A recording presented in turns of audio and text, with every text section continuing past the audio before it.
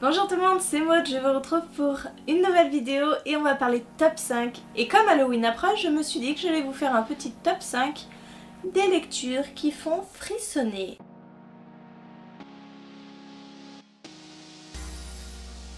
En premier, je vous présente Bird Box, écrit par Josh Malerman et paru aux éditions Le Livre de Poche.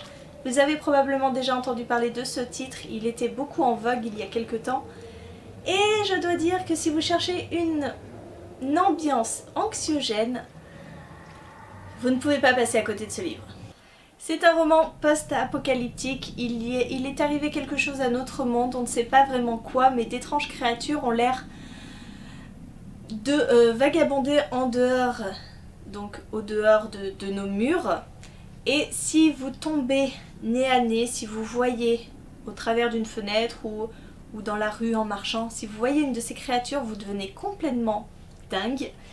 Vous faites du mal aux personnes qui vous entourent et vous faites du mal à vous aussi. Vous vous tuez en fait. Donc Mallory a choisi de s'isoler dans sa maison avec ses jumeaux, un garçon, une fille. Ils vivent complètement reclus dans cette maison et pour sortir à l'extérieur, ils devront le faire les yeux bandés.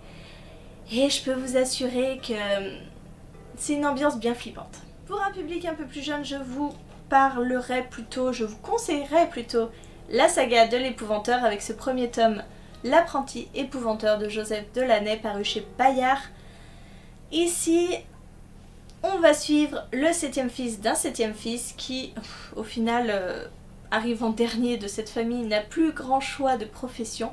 Il va devenir l'apprenti de l'épouvanteur et l'épouvanteur, c'est celui qui lutte contre les ghouls, les sorcières et autres créatures surnaturelles pour les éloigner du village.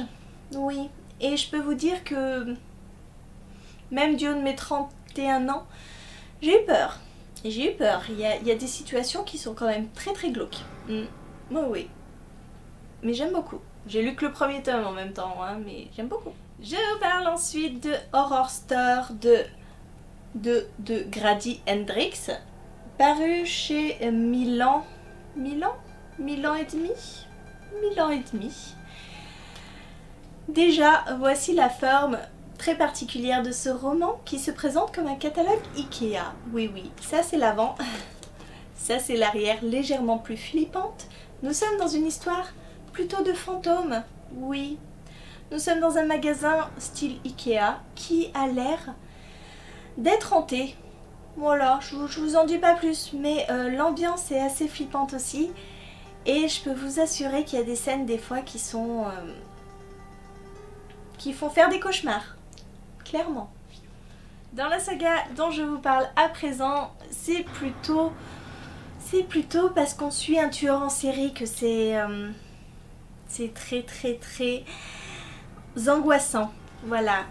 Et je vous parle de la trilogie du mal de Maxime Chatham, donc L'âme du mal le tome 1, In Tenebris le tome 2 et Maléfice le tome 3. C'est une des premières sagas écrites par Maxime Chatham, si je ne me dis pas de bêtises. Je l'ai dévorée il y a très longtemps. Je comptais la relire, je ne l'ai pas fait, honte à moi. Mais je peux vous dire que là-dedans, c'est pas pour les enfants. Le tueur est particulièrement glauque. On parle de cannibalisme. C'est angoissant aussi, hein. Je peux vous dire que j'ai fait des sacrés cauchemars la première fois que j'ai lu ce livre. Et le dernier livre que je n'ai pas en ma possession puisque je l'ai prêté, il s'agit des enfants de Pickwood de Rod Marty et c'est paru chez Scrineo. Ici on est dans une histoire aussi bien particulière puisque il y a eu un accident de bus qui a bouleversé la vie de ce petit village. Quelques temps après, de mystérieuses marques, de mystérieuses blessures apparaissent sur les personnes qui ont survécu à cet accident de bus. Et oui, on va partir dans quelque chose qui fait plutôt peur. Oui, ça, voilà. Donc si vous voulez vous faire des frayeurs, ces 5 livres sont pour vous. Je vous les conseille grandement pour retrouver l'ambiance d'Halloween. Et sur ce, je vous fais des gros bisous, je vous souhaite de très bonnes lectures, une très bonne journée et je vous dis à très bientôt pour une nouvelle vidéo.